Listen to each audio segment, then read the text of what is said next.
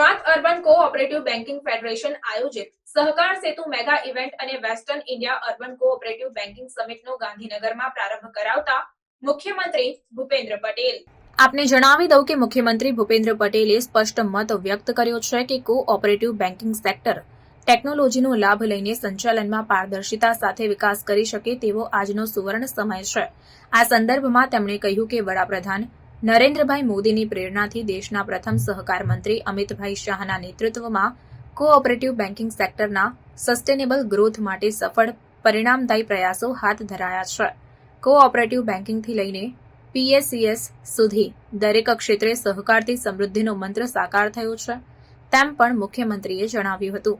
મુખ્યમંત્રી ભૂપેન્દ્ર પટેલે ગાંધીનગરમાં યોજાયેલા સહકાર સેતુ 2024 મેગા ઇવેન્ટ તથા west India urban cooperative banking સમિટનો પ્રારંભ કરાવ્યો હતો.